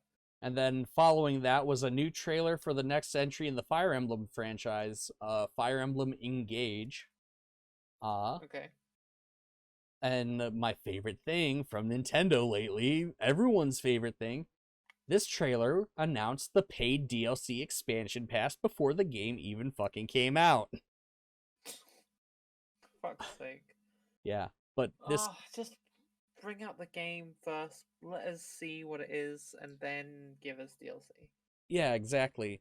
But anyways, Fire Emblem Engage will release January 20th, 2023. Okay. Alright. And then, following that, it cuts to the stage. A group of people in red robes come out, and then famous singer Halsey begins singing. When she finishes her performance, immediately after, a new trailer for Diablo 4 is revealed. Yeah. They got Halsey to sing the fucking theme song to Diablo 4. Okay, I knew about Diablo because I got an email from Blizzard saying, pre-order Diablo, and I'm like, I guess that's a thing now. Yeah, and people were immediately shitting on Blizzard Activision because of the whole, like, standard edition, digital deluxe / collector's edition thing. Oh, fuck's sake, dude. Yeah. Oh my god. Yeah. Like, I saw a Reddit post that had, like, almost, like, 500,000 likes, where it just said, hey guys, hey guys, something tells me the new Diablo 4 is gonna be a bad game, and then it was just the fucking, like, tier list thing of, like, each edition of the game. Yeah, it's just stop it, Activision Blizzard. Just stop it. Alrighty, so I forgot if I mentioned it, but Diablo 4, it will release June 6th of 2023. Okay. So, alrighty. And then moving on, it is time for our 9th world premiere. Oh, Jesus.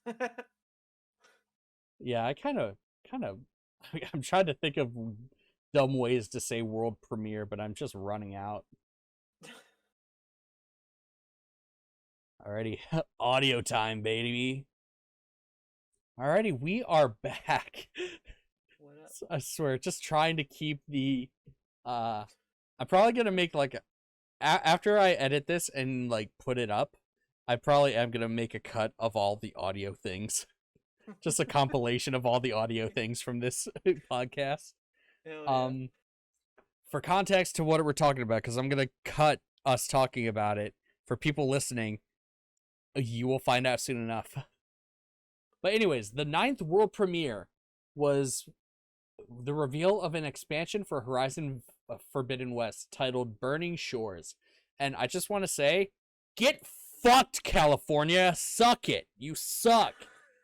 You deserve to be covered in lava. That was one of his jokes. The Burning Shores expansion for Horizon Forbidden West will launch exclusively on PS5, much to much to the chagrin of people who own the PS5 version, I mean PS4 version. Yeah, they were not happy on Twitter. But it'll launch exclusively for PS5 April 19th of next year. Mm-hmm. Alrighty, and then this is a big one. This is one of the bigger ones. So the next award is for Best Action Game. Okay. And then, so we've had some really good action games come out this year. I heard that new Ninja Turtles game, Shredder's Revenge, is really good. I've heard Neon White, despite me not being a huge fan of card mechanics. It's gonna be God of War though, isn't it? No, God of War is not nominated for this. Oh, okay. Interesting. Although there is one that pisses me off that it's not in this section. Okay. So the nominees are Sifu by Slow Clap Studios, Neon White by Angel Matrix, Teenage Mutant Ninja Turtles Shredder's Revenge by Tribute Games, and God fucking damn it, Call of Duty Modern Warfare 2, developed by Infinity Ward, and the final nominee is Bayonetta 3 by Platinum Games. Okay. What is your guess? Who would you like to be the winner? Sifu hasn't won it.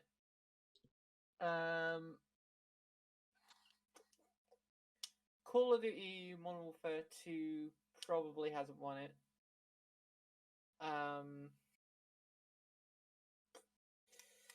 What was the one after Call of Duty again? It was Bayonetta, wasn't it? Yes. I think it's going to be Bayonetta.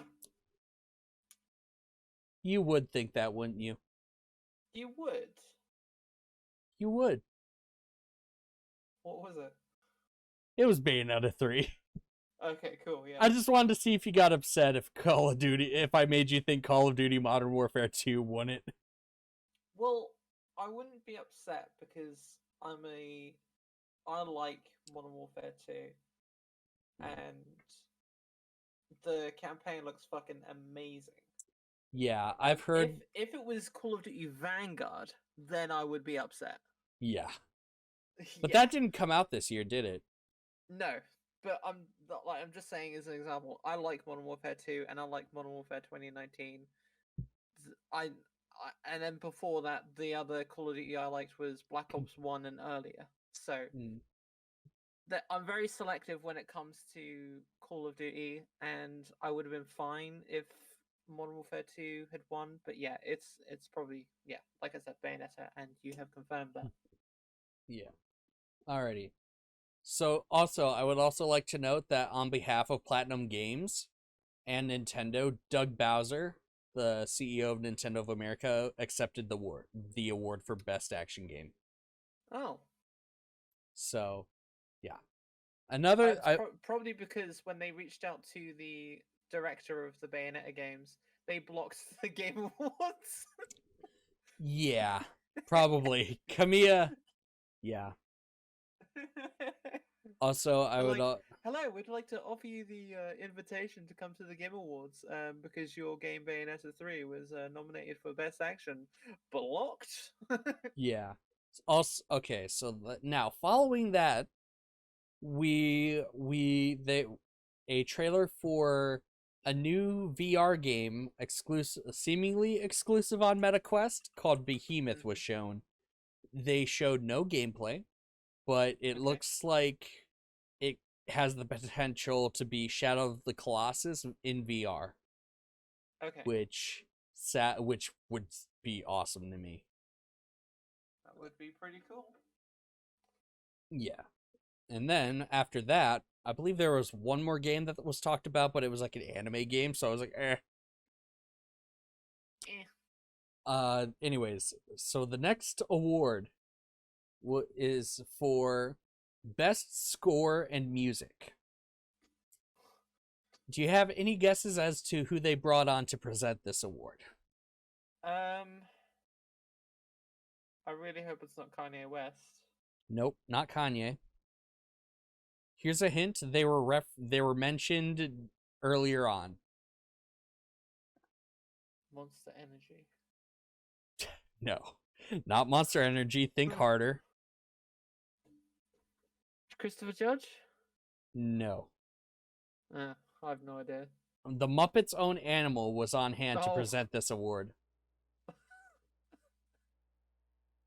Okay. Yes. All right. So You know what? I completely forgot about Animal. You so. seem to yeah. It seems like you also forget how proficient of a musician Animal is. So how dare you?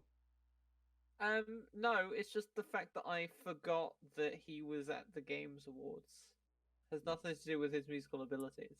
Alrighty. So going on to the nominees for Best Score in Music: Olivier de Riviere for A Plague Tale Requiem, Okay. Tsukasa Saito for Elden Ring, Two Feathers for Metal Hellsinger, which has a really good soundtrack, by the way, Yasunori Mitsuda for Xenoblade Chronicles 3, and then Bear McCreary for God of War Ragnarok.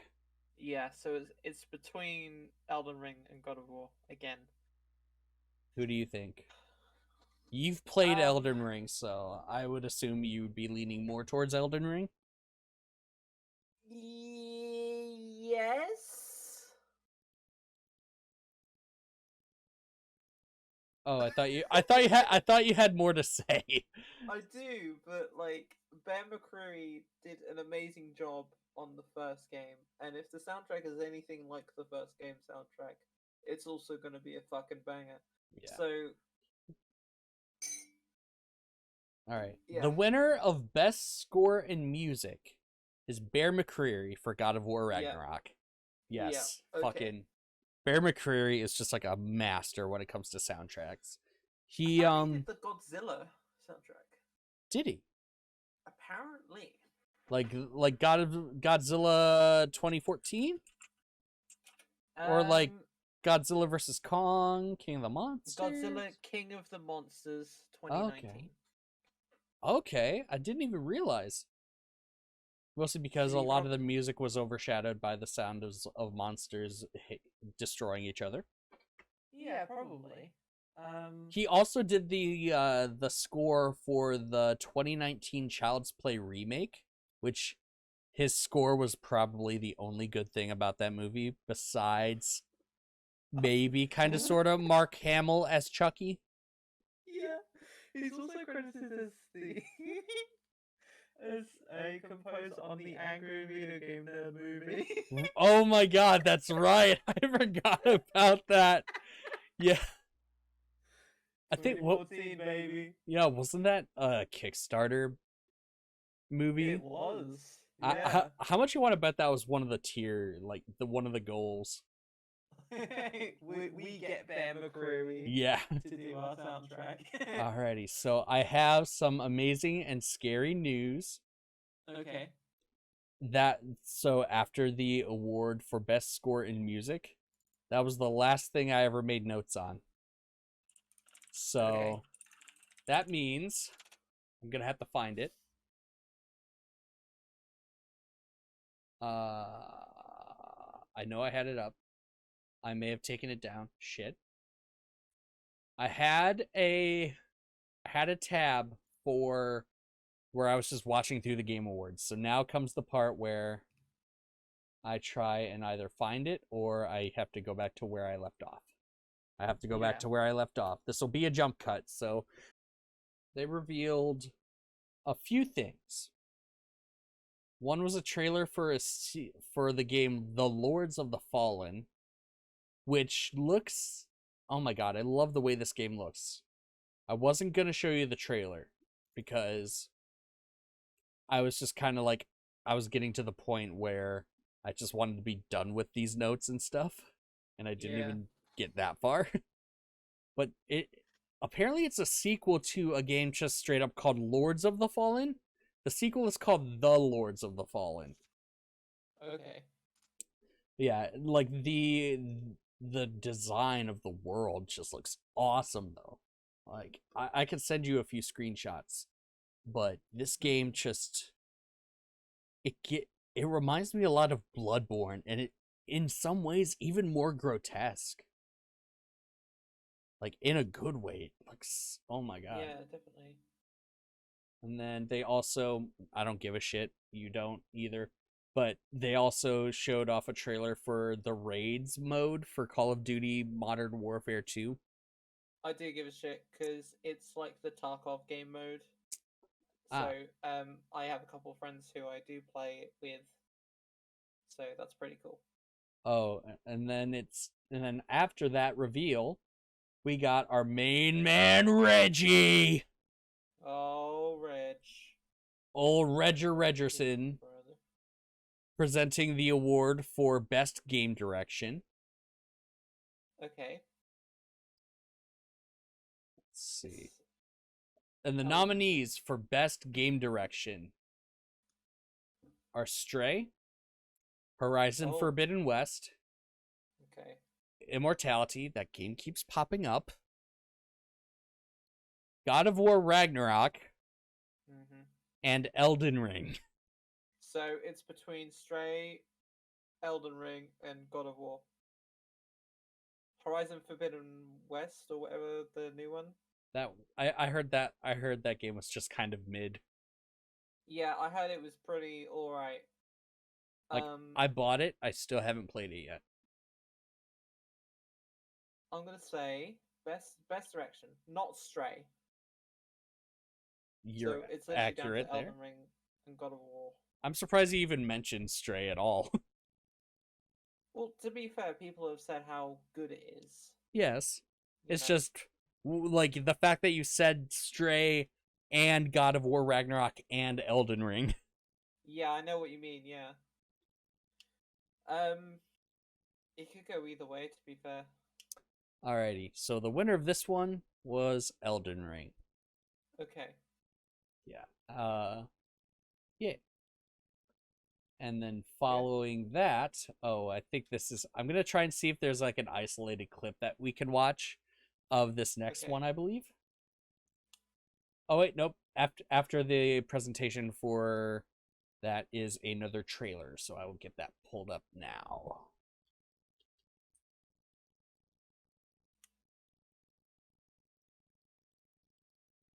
Among Us. Among Us. Among Us. Alrighty, we Okay. are back. And the next world premiere was for a new trailer for the Cyberpunk's 2077 expansion, Phantom Liberty. You've answered my question. I was gonna ask if this was an expansion or if this was a sequel, like a Yes, new this game. is I think they originally planned for two expansions, but then I think after the obvious uh oversight of the Cyberpunk 2077 launch, they scaled it back to just one update, one Okay. expansion. Like I We got my am boy in there. We got my boy in there. Knuckles himself, Idris Elba's in the game. Idris Elba, my man. Yeah, The guy who made the sus Apple music for the iPhone 14. what? Have you not seen that? I have When not. when Apple unveiled the iPhone 14, they took an Idris Elba song, um, and in the song, in the background, you can hear Idris Elba kind of chanting like "biggest, biggest," but the way it's mixed, it don't sound like "biggest." I'm just saying that. Biggest Dickus? No, no. Think of a gamer word. Oh, PewDiePie. PUBG Bridge. Okay. Yeah, but apparently he made that song as well, so that's pretty cool. Hmm. Yeah, so I, I would just start off by saying I believe I did mention this earlier, but I really loved Cyberpunk Edge Runners. hmm Um it introduced me to songs I didn't even know were in 2077 because the only station I listened to was like the rock station, but I ended up falling in love with multiple songs because they were featured in the Edge Runner soundtrack. Yeah. And so I'm also just really happy that because of edge runners, we actually have people giving Cyberpunk a chance. Because yes, the launch was possibly the most abysmal launch in the history of video games. But now with all these updates that have come out for the game, it runs so much better. Maybe not on PS4 or Xbox One, but it just runs so much better in general. And there are hardly any glitches. They actually have proper spawning of police instead of them just like instant transmissioning like Goku from DBZ behind you every single time you turn around. They actually, you see them running to you, or you actually see cop cars coming. Damn. But yeah, this game, like Cyberpunk, has had like kind of a No Man's Sky situation where it's like, with enough time, it is actually almost the game that it promised to be at launch, and it is so much better for it. That's great. I do want to play it. It's just currently my PC is not up to snuff for it, but that might change in the next couple weeks. Like oh, nice. What are you planning? I have ordered, as of today, funnily enough, a new power supply unit in preparation for what I like to call a little something, a little RTX 4080. No, not that. No, not that. No, I'm not that rich, Zach. I'm not that rich. 3070. Close. 3060. 3060. Okay. Yeah. I'm going from a 1060 to a 3060. Nice. I am most likely gonna get a 3080 with my tax return from this year. I do have my my tax return from last year, but that's just how I know what to cut out. Yeah. Also, that's just what happens whenever I think of something cringe. I just go, ah! You just scream. Literally. Anyways, 2023 Cyberpunk Phantom Liberty. I'm really happy. Pick it up on sale. Yeah, the main game, I mean. I actually rebought the main game on PS5, and I'm so happy because it actually has cross progression, so it actually, like, if my save file from the PC version, I can play it on my PS5. Yeah. And anyways, good. Moving on. Let's see, what's next?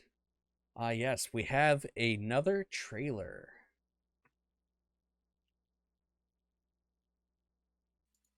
So random question. Roman numerals wise, is this is VI 6? VI is 6, yes. Okay, good. I can't believe I got that right first try. I mean, I'm really smart. I'm smart. I mean, no one fucking uses Roman numerals except for people who think they're posh. Yeah, fair enough. Alrighty, so and Rockstar. Yeah. Alrighty. Wait, hold on. Sugnoma. What the fuck was that? It's Among Us backwards. Oh. Alrighty. Sugnoma. What the fuck? What? Among Us. I'm not cutting that one out. I'm sorry. Okay. Sugnoma nuts. Alright, you got it? Yeah, I've got it. Again, if you could try, just don't look at the title of the video. Okay. Just look at, like, the bottom left corner or bottom right corner or some shit. Activate Windows. I cannot let you do that, Sam.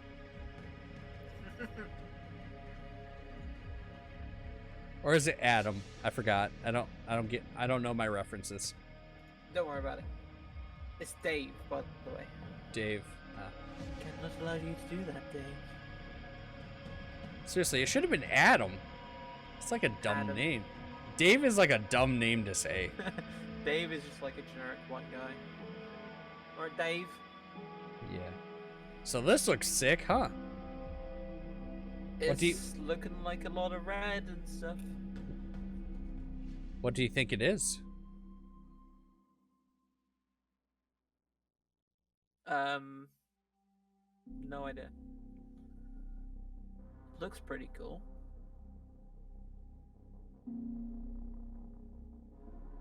Let the last cinders burn. Well, it's not Dark Souls.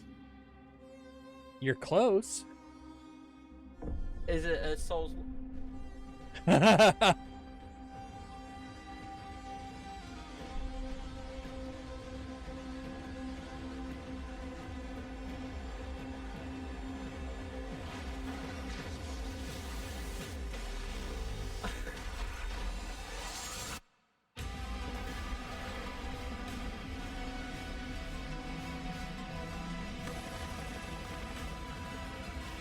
This does not look like a From Soft game.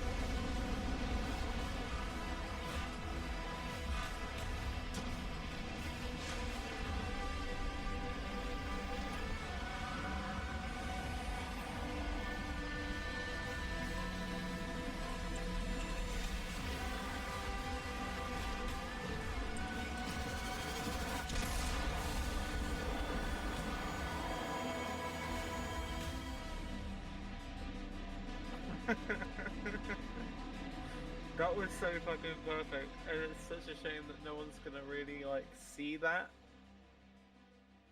Is this a From Software? Oh no, I think I will put that in. Okay, it was perfect. We are back. What up? So what we just watched was I almost just want to put like, although I'll probably have to go through the trouble of syncing up the footage, but I do want to keep. It'll probably go up as like an Eclipse thing. Yeah. Just your reaction, because what we just watched was the trailer for Armored Core 6 Fires of Rubicon. And there was an amazing moment where I was trying to, because we were just looking at all these visuals trying to figure out what it was. And Chu was like, well, this isn't Dark Souls. And I'm just like, well, you're close. And literally the moment she starts saying, is this a Souls game? Literally, she only gets as far as, is this a Soul? And then literally the FromSoft logo comes up on screen. It was so fucking perfect. And I purposely shut up because I realized that was golden. That was a golden moment.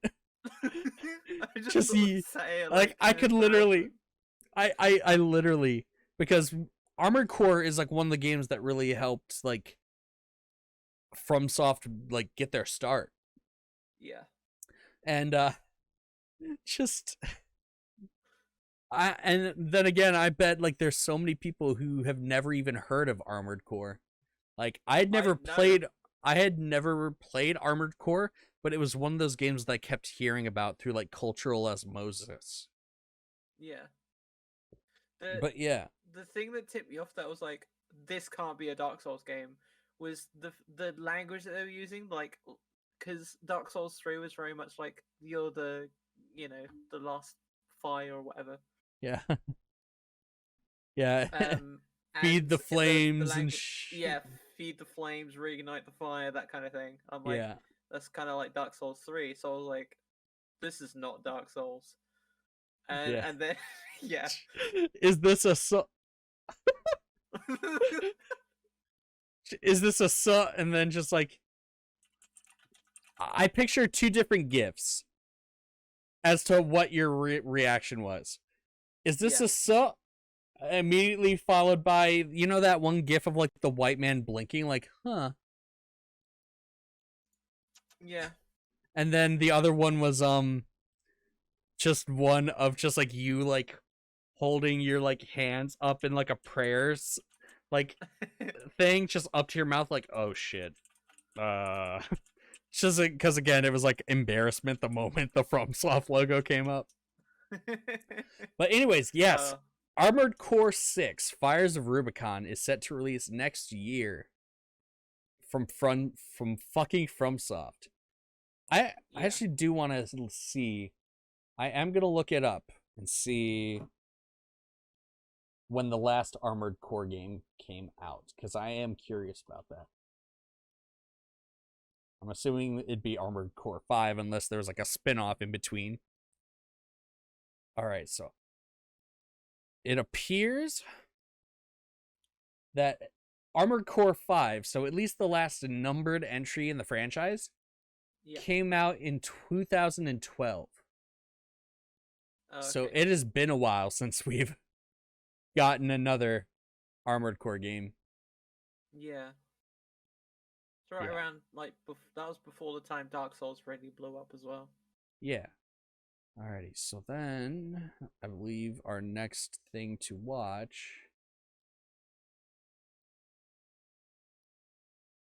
Oh, fuck, did I? Oh, nope, there it is.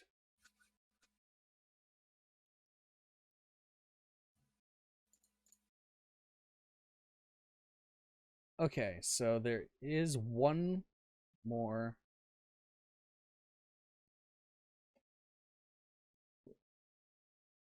Where was it?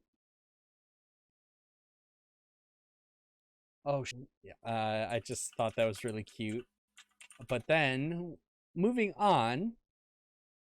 So there's a trailer for a game called Wild Hearts, which appears to be I don't know, it gave me really big Monster Hunter vibes. Yeah. But I feel like... Alright, so this is also a huge trailer. That's a world premiere. This is probably the second most hyped game trailer that was shown from this. Yeah.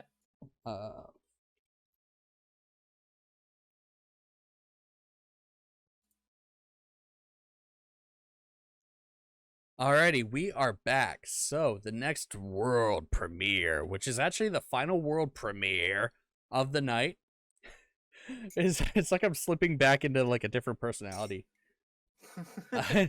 was the revenge trailer for Final Fantasy 16. You can pet the dog. Yeah, you can pet the dog. That's all that matters. Moving on. But no, like I mentioned it while we were watching this. This game looks like because it's obviously coming to PC. This game looks like it would fry my PC the moment I boot the game up. The game looks like it would fry the bacon that's on my PC. Yeah, that too. Yeah. I'm also just now realizing. Yeah, it looks really good. I like, because after a while, like traditional JRPG games get kind of boring for me, just because of the gameplay.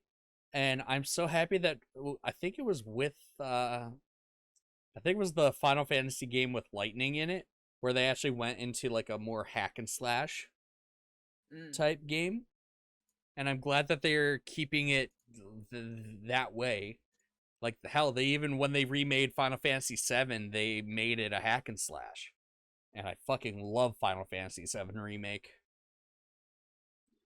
I've never really played Final Fantasy games, so this is basically your section, to be fair. I think it looks pretty cool as an outsider, but... And the funny thing is, like, sure, I'm the bigger Final Fantasy fan out of the both of us, but I still am not, like, I wouldn't call myself really a fan of Final Fantasy. There are just some Final Fantasy games that I like.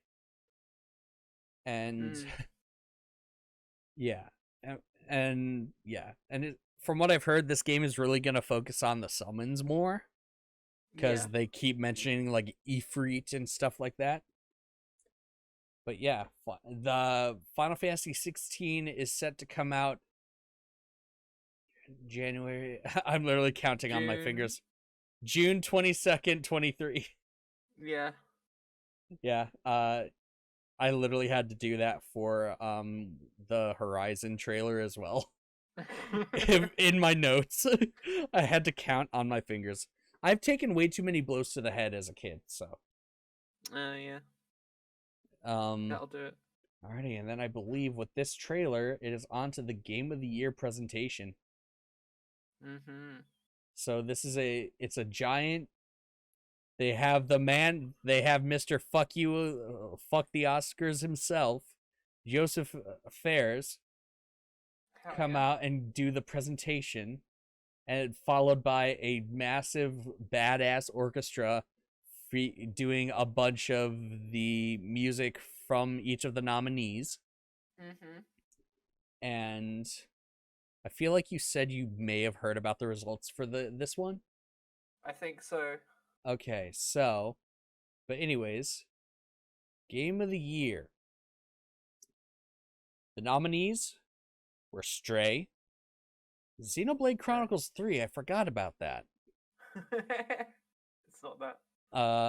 But not like that's a bad thing. Not saying No. that like a bad thing. I was like, wow, I'm actually No, it's just happy. the competition is pretty rampant this year. So. Yeah. But it's not those two. Fucking Horizon Forbidden West. Okay, sure, I guess. Mm. A Plague Tale Requiem, No. God of War Ragnarok, Potential. and Elden Ring. Definitely. It's Elden Ring. Final answer? Final answer. Final answer. The winner of Game of the Year this year for 2022, not 2023 or 2021, Elden Ring. Yeah. Elden Ring wins Game of the Year. Steam spoiled it for me. It was in the news tab on my library. It was like Elden Ring Game of the Year, and I was like, oh, okay, I guess that's Game of the Year then. Yeah. It deserves it. It really does. This is coming from a guy who's still yet to play it because I'm still mad that apparently. So first, my PC can barely run it, but it doesn't run to the like performance that I want it to. Yeah. Until I upgrade my components, specifically my GPU. I hope after I upgrade my GPU, I won't have any more problems with any games. Mm-hmm.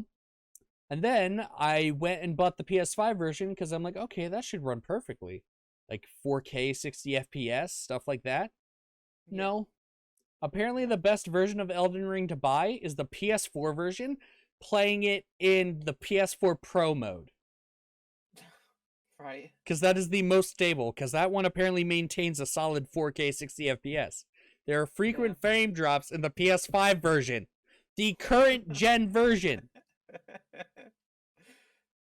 Yeah, absolutely fucked. Yeah. I'm so sorry.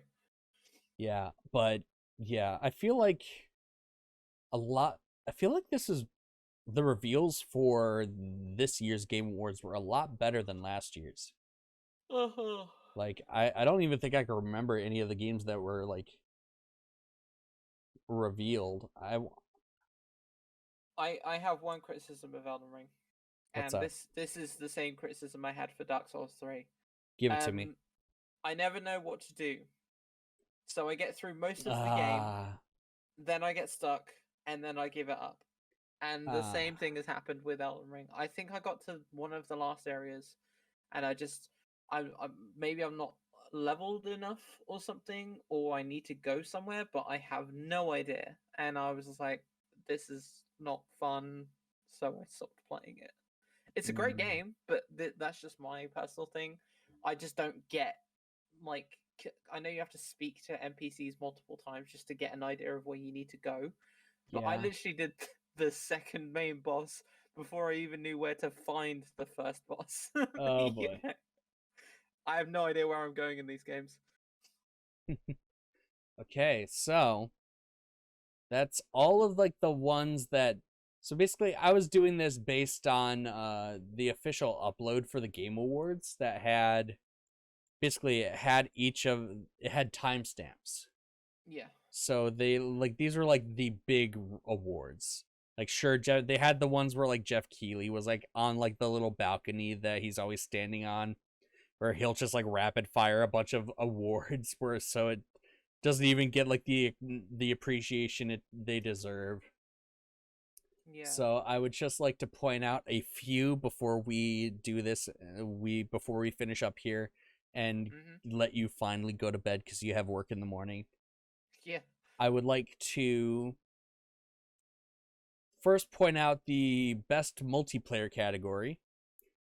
Though the best multiplayer nominees were Teenage TMNT Shredder's Revenge by Tribute Games, Multiverses by Player First Games, Call of Duty Modern Warfare 2 by Infinity Ward, your favorite game in the whole wide world, Chew, Overwatch Not my 2, favorite game in the whole wide world. uh, No.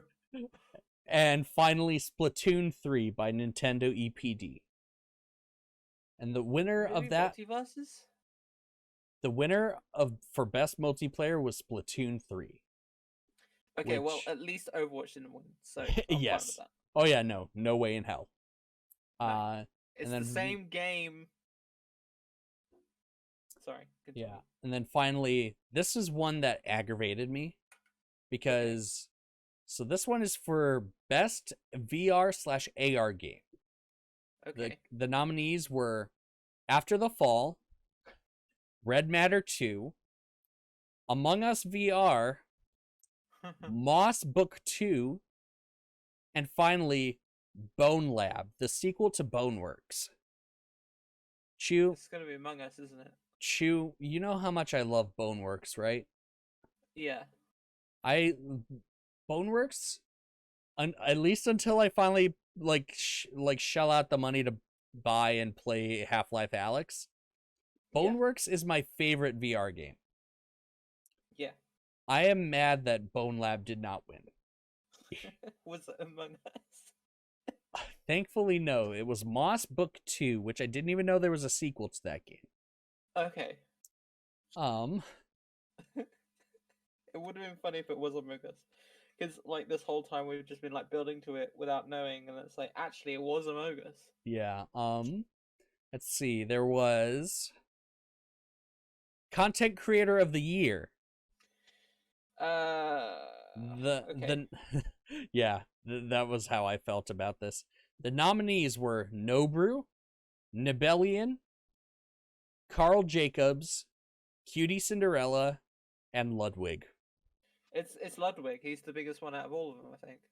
Duh, but then again, I knew that he was the biggest, so I voted for Cutie. I'm upset they didn't nominate me. All right, so Just one vote for me. yeah, did we cover audio design or did we just cover score and music? We only covered music. Okay, so best audio design. Why does this game keep getting nominated? I kind of hate it. This goes for both of these games, but then again, one of them is more understandable. All right, so the nominees are Gran Turismo 7, Okay. Elden Ring, Okay. Call of Duty Modern Warfare 2, Understandable. Okay. fucking Horizon Forbidden West, Okay. and God of War Ragnarok. Has Horizon actually won anything? it's gonna be First- Elden Ring or God of War. It was God of War. Of course it was. They should have just given Guerrilla Games a participation trophy at this point. Hold on, Good job, guys. I'm literally scrolling through right now to see all the winners.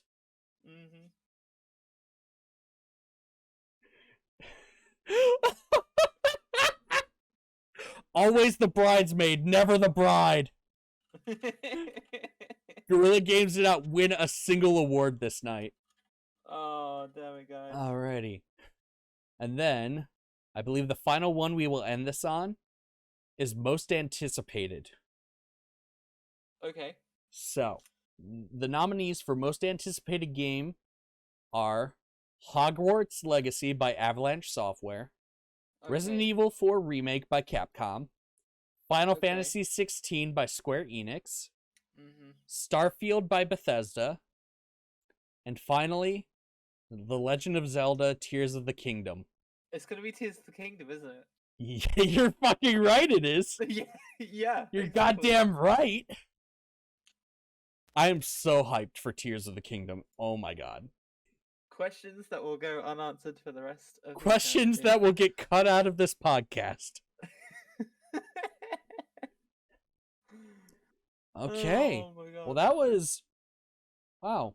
Not gonna That was lie, an that adventure. yeah, it actually feels like we were going longer Yeah, than. we went for like 3 hours.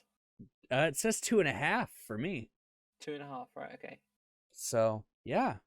Anyways, for anyone who managed to sit through this entire fucking trash nest, like this mess of a podcast, thank you so much. I Thanks, really, yeah. I really hope to do this at least maybe a weekly / bi-weekly thing. Bi-weekly might be good if they're gonna be this long. Yeah, definitely, especially. Yeah. Yeah, so I will make sure to have both of our social stuff, like Twitch's, Twitter's. Don't follow me on Twitter. No, don't follow me on Twitter either. If you follow me on Twitter, don't look at my followers or my following page. Just don't use Twitter. Yeah, just don't use Twitter at all. Just delete your Twitter. I'm keeping mine for reasons. Just take just take a wild guess at who I follow just by looking at the amount of people that I follow. It's gone. It's It has the juice. alrighty, but yeah, thank you so much. I've been Zach, or just Zach, because nobody gets it right, so why even bother? I'm Rozzachu, your friendly neighborhood VTuber. Yeah. Alrighty, Wow. we will be back whenever we have the time, because we both live on 2 different sides of the planet, so it's very hard for us to coordinate. But when we do, oh boy, it is either going to be a dumpster fire or pure gold. Alrighty, so should the podcast in general just be called New Console Generation, or should I be like, we've been the New Console Generation, like we're some sort of dumb rock band? Thank you guys, we've been the New Console Generation. I mean, that's literally where I got the name. That was like an old band name idea I had when me and my buddy were coming up with our name. Yeah. But yeah. Damn, dude. Anyways, this has been New Console Generation. Please, thank you so much, and please do the socials, subscribe, shit like that. Do all that stuff, like like your mom. Doing your mom, doing your mom. Yeah. Anyways, I've been rambling far too long. For real this time. See you later. Have a good one, guys. Bye.